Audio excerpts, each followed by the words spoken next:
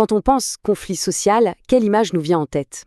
Souvent, c'est celle des grandes grèves, du monde ouvrier en lutte, une image puissante, historique.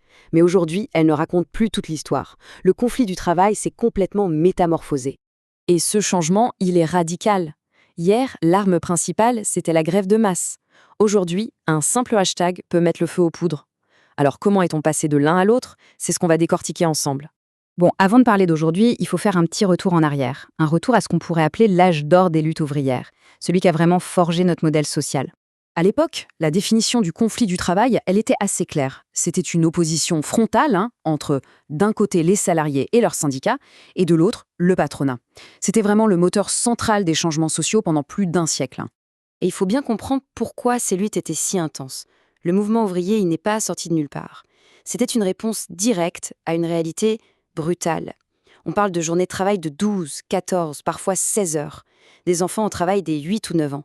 Zéro protection sociale et des salaires qui permettaient à peine de survivre. Mais le résultat de ces conflits, ce sont des avancées sociales qui nous semblent évidentes aujourd'hui. 1936, les premiers congés payés. 1945, la création de la Sécu. 1968, des droits syndicaux renforcés. Chacune de ces dates, c'est une victoire arrachée par la lutte qui a littéralement sculpté notre société. Mais voilà, à partir des années 70, la machine semble s'enrayer. Le paysage commence à changer du tout au tout. Si on regarde les chiffres, le constat est frappant. Le nombre de jours de grève s'effondre littéralement au fil des décennies. En voyant ça, la première réaction, c'est de se dire « ça y est, c'est la fin du conflit social, c'est terminé ». L'explication qui a été avancée à l'époque, c'était celle d'une sorte de pacification. L'idée, c'était que les conditions de travail s'améliorant et les négociations devenant plus cadrées, plus institutionnelles, eh bien, il n'y avait plus vraiment de raison de faire la grève. La tension retombait. Mais la question c'est, est-ce que c'est vraiment aussi simple? Est-ce que la lutte s'est juste évaporée? Ou alors, est-ce qu'elle a simplement changé de visage? Eh bien, la réponse, c'est clairement la deuxième option. Le conflit n'a pas disparu du tout. Il s'est métamorphosé. Il a changé ses méthodes, ses acteurs et même ses terrains de jeu. Pour bien saisir cette transformation, les sociologues utilisent un concept très parlant, le répertoire d'action collective. C'est une image, en fait. C'est la boîte à outils de la contestation. À chaque époque, les mouvements sociaux disposent d'un ensemble d'outils pour se faire entendre. Ce qui a changé, c'est le contenu de cette boîte.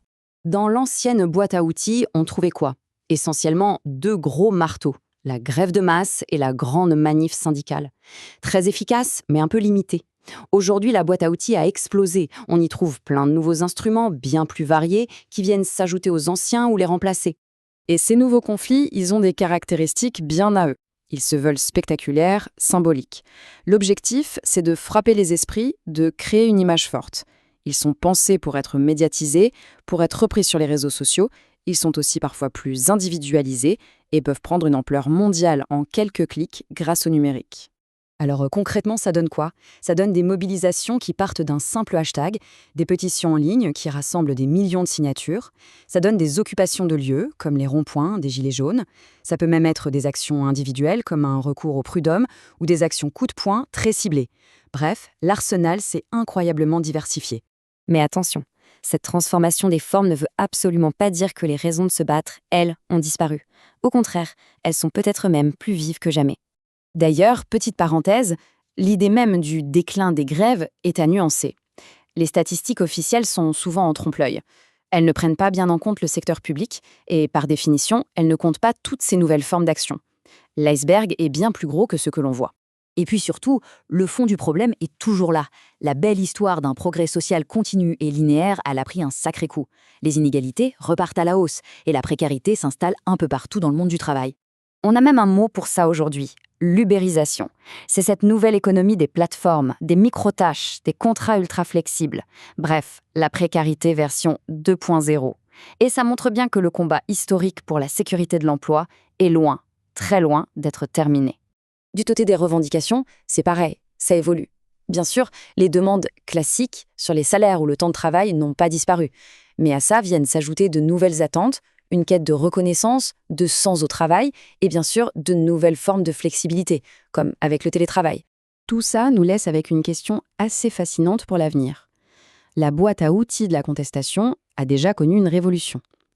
Alors que le travail lui-même continue de se transformer à toute vitesse, la vraie question c'est: à quoi ressemblera la prochaine génération d'outils de lutte? Quelles seront les contestations de demain?